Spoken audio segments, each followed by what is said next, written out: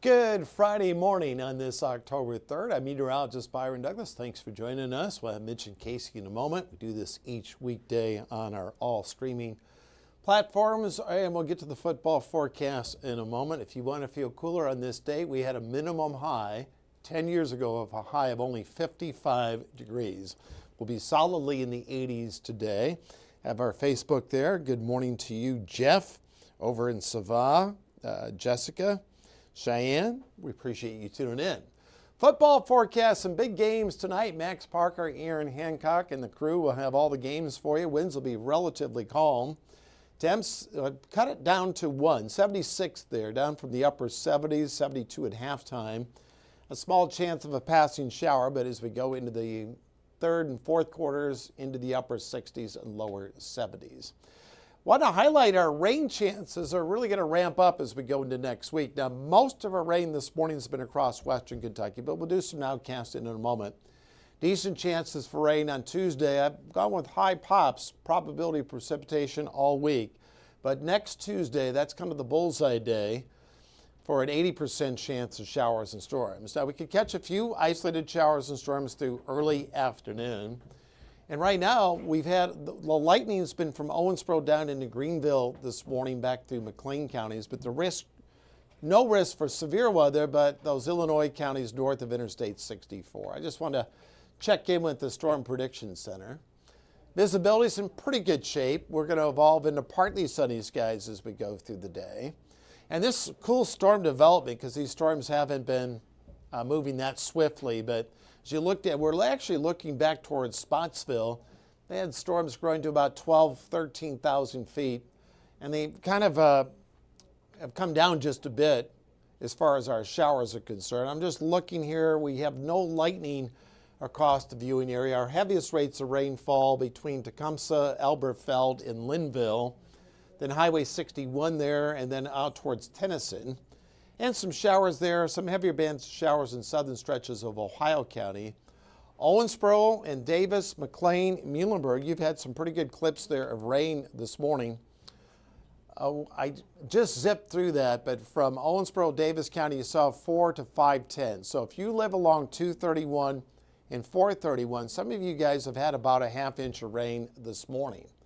So get up towards the Boonville Country Club, Greenbrier, Linville, out towards the school, Boonville, Bullocktown, and then north of Hatfield, Spotsville. Some clips there of steady rain, and then this is along 231 and 431 in Owensboro, still some showers there, covering most of Davis County down through Utica, and then back through Muhlenberg as well. And here's a wide view if you're doing any traveling. A little bit of lightning up over Effingham, Illinois at this hour. So here's the latest guidance. The modeling hasn't done a great job picking up on these showers here early. But as we go through the day, a few isolated showers and storms, they get into the afternoon, kind of becoming partly sunny, and then maybe mostly sunny skies the last few hours of daylight. And this takes us into Saturday morning. And so if you're out bright and early on Saturday morning, between about 4 and 7 in the morning, we'll be dealing with some fog. I checked the temperatures and dew points will be right on top of each other, so that generally means some fog development. And then tomorrow, winds kind of southeasterly, kind of sunny to mostly sunny skies through your Saturday. Sunday, a few clouds in early, but otherwise, I have matching 87s for both Saturday and Sunday for high temperatures.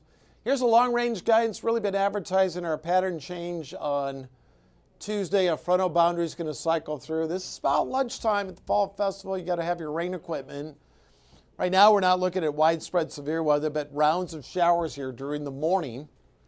Now, timing invariably will change over the weekend, so you got to come back and check in with Michael Fecka. This takes us into Tuesday afternoon as that front works on through. And then Wednesday, we'll be dealing with some cooler temperatures Tuesday and Wednesday and Thursday of next week, which we'll set up here on the 7-day outlook. So for today, our average high is at 76, so it'll be well above that. We'll take this full, say hi to some folks, and then Tuesday, chances for showers and storms. No alert day. We might add some alert time there for risk for any severe weather.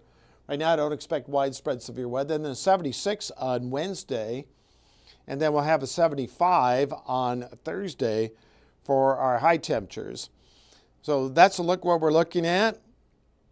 Appreciate you guys tuning in. If you have some rain reports, Rose, I'm doing very good. Rosemary, Caitlin, good morning to you. Jeff over in Savah, I think you guys missed out on some of the showers out there. Isaac, good morning to you. Appreciate you tuning us in here on our live platforms here. And I'll have more on our 14 First Alert weather app coming up soon. So that's the latest. We're going to have Mitch and Casey along here in a moment. They'll have the latest on the news. Hey, they're going to update you on the half pot there at the Fall Festival. You know what? Hint. Spoiler alerts, at least over $100,000. But they'll bring you up to date in a moment. Have a fabulous weekend.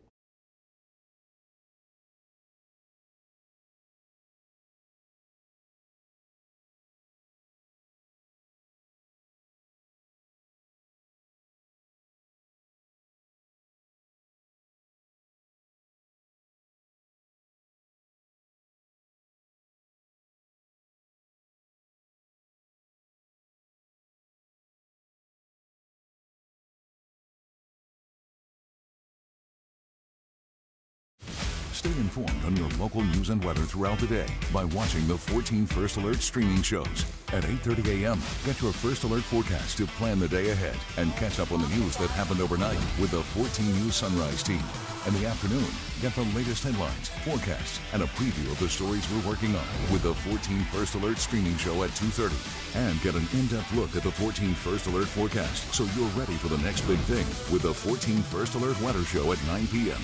Watch the 14 First Alert streaming show that fits your schedule and works best for you. Streaming on your phone by downloading the 14 News app and the 14 First Alert weather app. On your smart TV by using the 14 News streaming app. And stream anytime on Facebook, YouTube, or on 14news.com. Stay connected and stay informed by watching the 14 First Alert streaming shows on your favorite streaming devices.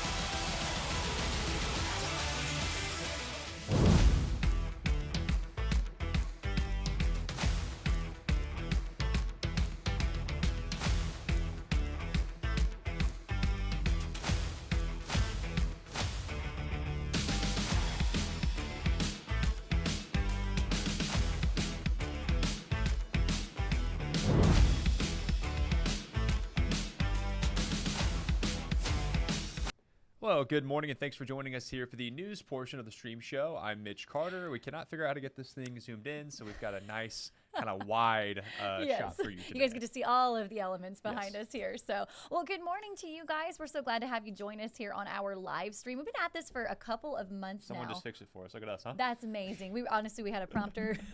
They zoomed in and our prompter wasn't loaded. So Beautiful. You guys are getting to see how it's really done here, the behind the scenes. How the sausage is made.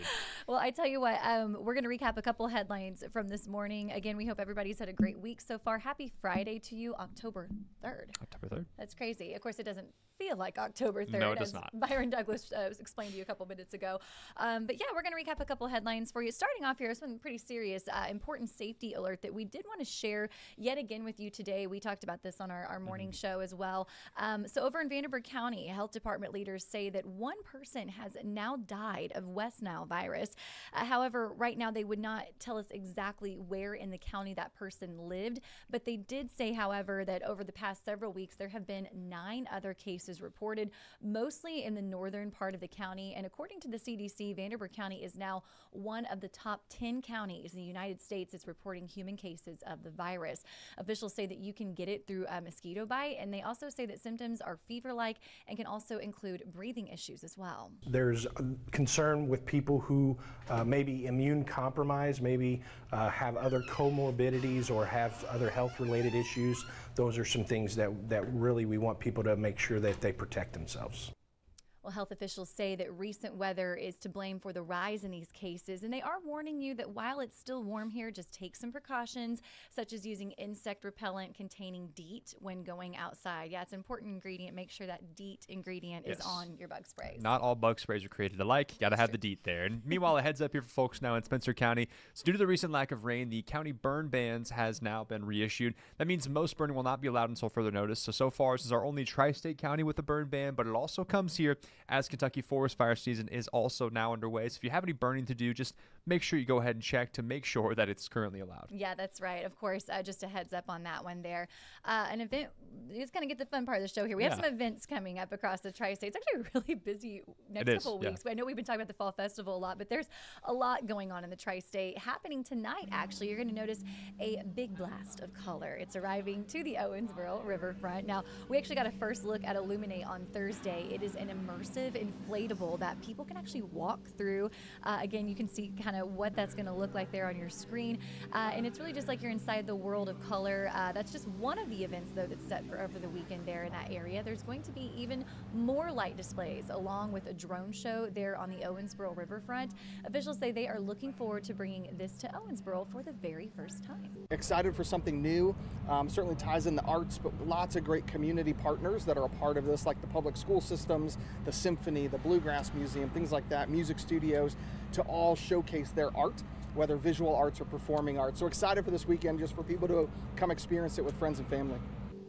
So if you want to go check this out, Illuminate's going to be open to the public tonight through Sunday night. That's going to be from 6:30 to 10 o'clock. And me being goofy this morning, I guess the coffee hadn't kicked in. I asked Byron, you ever been to this? No, because again, this is the first time for that event this year. But hey, this next event, no stranger to the area. Absolutely here. We're just a couple of days away from the West Side Nut Club Fall Festival. Been a huge talker for us here at 14 News, particularly on Sunrise. Check out that half pot. And at last check here, half pot, get this, over $150,000. You can get tickets, of course, anytime online, but only if you're in the state of Indiana. So it's kind of a new thing this year they're doing. They're having online ticket sales as well. We've had them in the studio a couple times here talking about this. We've had them actually on the stream show as well. A couple representatives there from the Nut Club, and every time I kind of ask them, do you anticipate the half pot rising? Every year it goes up, and I have a bold prediction off rip. Let's hear it. I think you hit $3 million, no problem. Okay. because last year it got up to about 2. It was 2 and some change, yeah. 2 and some change. I think we can do it, Tri-State, especially with this added element of the online It's ticket sales. absolutely, because now, you've got, if people know about it, we're talking here all the way up to Michigan City, South Bend, they can buy tickets. Also, I don't know if you're into that or not, if you're out there, if you're an Evansville native or someone who does the Fall Festival every year. Now you're sharing the wealth potentially with people across the state. So that's interesting. We'll see if local people win or not. We'll have to find out. Yeah. Of course, you can buy the tickets online anytime, but today at noon, the booth there in the Meade Johnson parking lot is going to open back up. It'll then be open at 8 a.m. tomorrow and Sunday. Then, of course, the booths will be open all along West Franklin Street all next week once the Fall Festival actually kicks off. And, of course, we'll have our team coverage here in the morning throughout the day all week long there. It's a huge deal at 14 News. So we're excited to have them back on Franklin Street there. Excited to get things rolling. You say $3 million, I'll hit you with 3.5. Oh, here we So go. we'll see who gets closer, Perfect. all right? And then we'll put some money on it, maybe $3 million on it, right? Sure, yeah, whatever you say. Just kidding. If I win the half pot, that's still not enough. Maybe I'll put They're like, please don't gamble. $1, maybe. That's Yeah. right, $1. We're getting fired, dude. It's over. Right now it is 8:42 for all 5 of you on the Facebook still joining us. Thank you. We appreciate We you. do. Right now, like I said, I don't have anything else to add unless you do. I hope you guys have a great, safe weekend out there. Going to still feel summer-like out there, but we'll get close to those fall temperatures as we inch into next week, just in time for the Fall Just in Festival. time. We see us again here. It'll be Fall Festival week, so please enjoy your weekend. We'll see you guys bright and early on Franklin Street and as well as right here in the studio at 14 News. Take care. Bye.